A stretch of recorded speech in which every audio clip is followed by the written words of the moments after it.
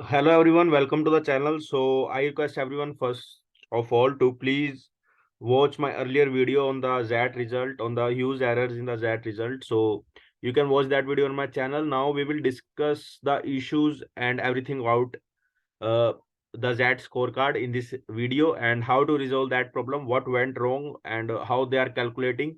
And for the calculation part, please refer to the earlier video. And for the discrepancy and what has been went wrong and everything, I will be talking in this video. So first issue is what went wrong. So in the QA, जो QA में क्या हुआ, पहले 3 marks उन्होंने सभी को allot किए थे, free 3 marks, right? In the quant section free 3 marks were awarded to everyone. But अब क्या हुआ है, इन द क्यूए -3 हुआ है सभी का, है ना? -3 हुआ है, मतलब वो क्वेश्चंस के मार्क्स किसी को भी नहीं मिले, whether you have attempted it, not attempted it, सही किया है, गलत किया है, किसी को कोई मार्क्स नहीं मिले, है ना? तो वो अब स्कोर कार्ड आपका 25 में से जो भी मार्क्स है वो आएंगे। But for the sake of calculation वो आपका 28 में से ही दिखा रहा है। मान लो 28 में से आप परसेंटेज कैलकुलेट करोगे, जो भी मार्क्स आए that means that is marks and that is the final marks you will be getting out of the 25, है ना? तो that is one thing. And अब कई बच्चे बोल रहे हैं वो +3 हमें मिलने चाहिए। देखो उसका कोई फायदा नहीं होगा, क्योंकि एक ही स्लॉट है, सभी को +3 मिलेगा। कट ऑफ्स में कोई भी चेंज नहीं आएगा, परसेंटाइल भी सेम रहेगी, इन माय ओपिनियन, हाँ सेम रहेगी, क्योंकि सभी को आप इक्वल इक्वल शेयर दोगे तो सभी उसी रैंक में स्टैंड होंगे, है ना? तो basically percentile is where you stand at the as a comparison of all population. तो पूरे सैंपल स्पेस में अगर सबको एक जैसा थोड़ा पुश और दे देंगे तो सभी वहीं स्टैंड करेंगे, है ना? तो क्यूए का ये था, सभी के मार्क्स आउट ऑफ 25 है ना? एंड 3 मार्क्स जो बोनस थे वो किसी को नहीं दिए, लेकिन एज पर द रूल या समथिंग सभी को 3 मार्क्स अलॉट होने चाहिए थे, because they have already mentioned कि full marks will be awarded to all the candidates. तो ऐसा करना एक थोड़ा गलत चीज साउंड करती है on the part of the XAT authorities, है ना? बट ठीक है, जो भी हुआ है, तो let's focus on that also, है ना, ऑन दैट थिंग।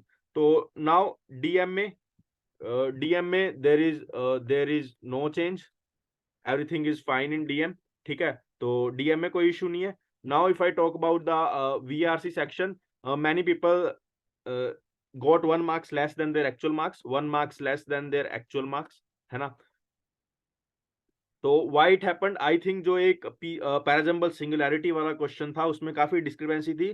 दो ज़ैट हैज मेल्ड कि वो उनका आंसर सही है, बट अभी चेंज कर दिया, तो इट शोज कि उनका अपना कोई स्टैंड ही नहीं है। कभी वो आंसर चेंज कर रहे हैं, कभी नहीं कर रहे। मेल पे कह रहे हैं कि their answer is right, but now many people got 1 marks less in the VRC.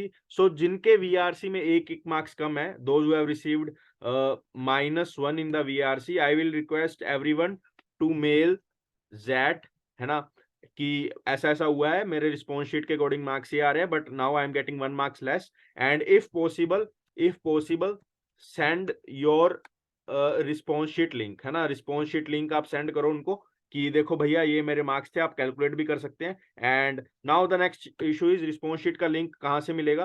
तो जहाँ पे आपने रिस्पॉन्स शीट खोली होगी, मोस्ट ऑफ लोगों ने पीसी में खोली होगी या अपने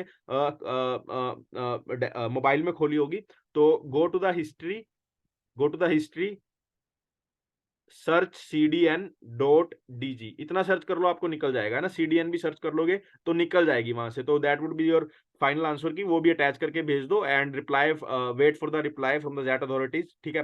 तो that is what all you can do, है ना? लास्ट ईयर ऐसा हुआ था, एंड पॉसिबल चेंज क्या हो सकता है? तो लास्ट ईयर ऐसा हुआ था कि बाद में मार्क्स अपडेट हो गए थे, बट परसेंटाइल अपडेट हुई थी, बट जिनके मार्क्स पहले जैसे उनका सेम रहेगा, बट जिनको हायर मिला उनका परसेंटाइल चेंज हुआ था।